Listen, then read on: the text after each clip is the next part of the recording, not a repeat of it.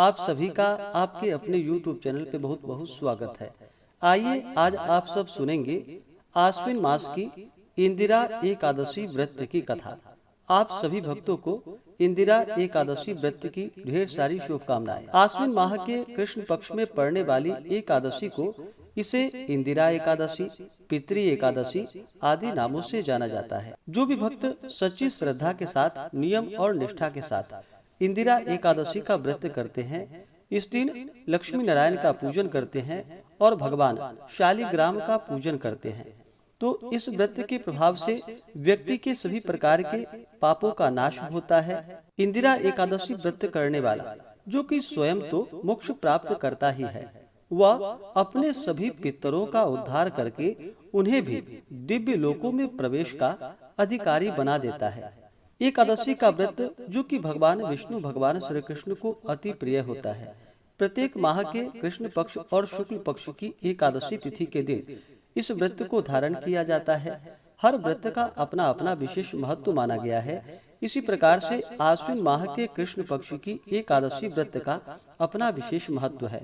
इस व्रत को पूर्ण श्रद्धा भक्ति भाव के साथ करना चाहिए। लक्ष्मी नारायण का पूजन करना चाहिए, भगवान शालिग्राम का पूजन करना चाहिए, कथा श्रवण करनी चाहिए, भगवान के स्तोत्र आदि का पाठ या श्रवण करना चाहिए, भगवान की आरती करनी चाहिए।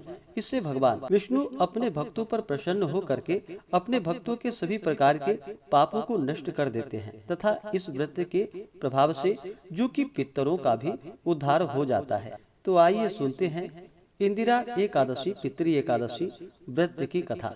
तो बोलिए प्रेम से लक्ष्मी नारायण भगवान की जय, भगवान शालिग्राम की जय। एक समय की बात है कि एक बार महाराज युधिष्ठिर ने भगवान श्री कृष्ण से प्रश्न किया कि हे प्रभु, हे भगवान, अब आप कृपा करके आश्विन मास के कृष्ण पक्ष की एकादशी का महात्म्य मुझे सुनाइए। भगवान श्री कृष्ण बोले कि हे राजन, इस एकादशी का नाम इंदिरा है और इसके व्रत का फल, जो कि महान पुण्यों को देने वाला है, इसका व्रत करने से पितर लोग नरक यातना से निकलकर स्वर्ग के सुखों का उपभोग करते हैं। प्राचीन काल सतयुग में एक इंद्रसेन नाम का महान धर्मात्मा और प्रतापी राजा था।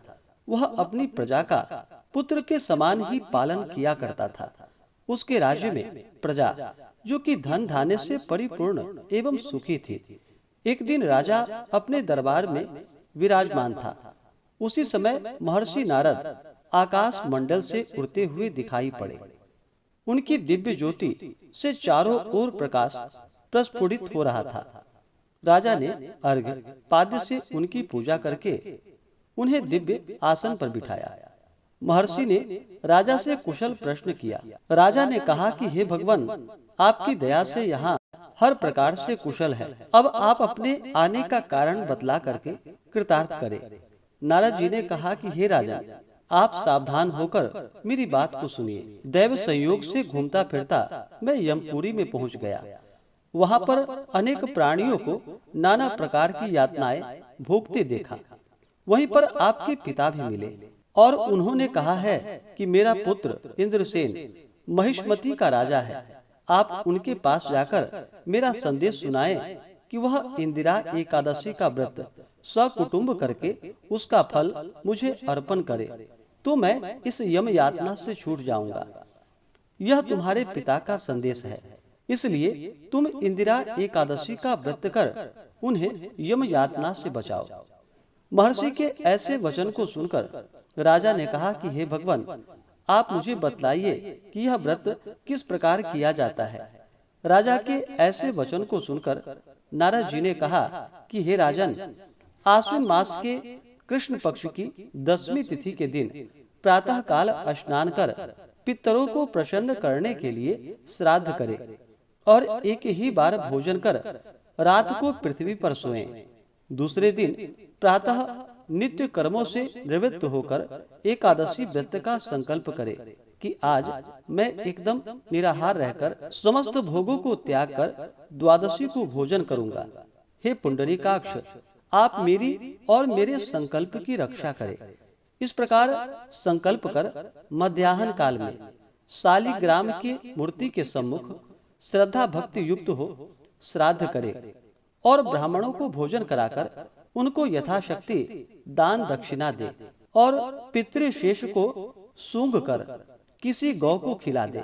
धूप दीप से भगवान का विधिवत पूजन कर रात्रि को जागरण करे और द्वादशी तिथि के दिन प्रातःकाल स्नान कर पुनः ब्राह्मणों को भोजन कराकर उसके बाद बंधु बांधवों समेत भोजन करे।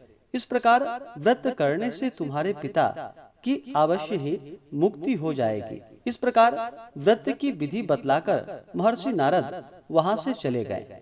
महर्षि नारद जी के जाने पर यथा समय राजा ने व्रत का अनुष्ठान किया। उस समय आकाश से पुष्पों की वृष्टि होने लगी और उसके पिता एक दिव्य सिंहासन पर सवार हो स्वर्गलोक को जाते दिखाई पड़े। राजा इंद्रसेन भी बहुत दिनों तक राज्य भोग कर पुत्र को राज्य दे, जो कि तपस्या हेतु चला गया। इस प्रकार से इस व्रत को धारण करने से कथा को पढ़ने एवं सुनने वाले अवश्य ही स्वर्ग को प्राप्त करते हैं। तो बोलिए प्रेम से भगवान विष्णु की जय, माता लक्ष्मी की जय, भगवान शालिग्राम की जय, एकादशी माता की जय। ऐसे ही ज्ञानवर्धक जानकारियाँ प्राप्त करने के लिए हमारे इस चैनल पे अगर आप नए हैं तो चैनल को लाल बटन दबा करके सब्सक्राइब करें, साथ में बेल आइकन घंटी को दबाएं ताकि मेरे वीडियो का नोटिफिकेशन आपको समय से मिलता रहे।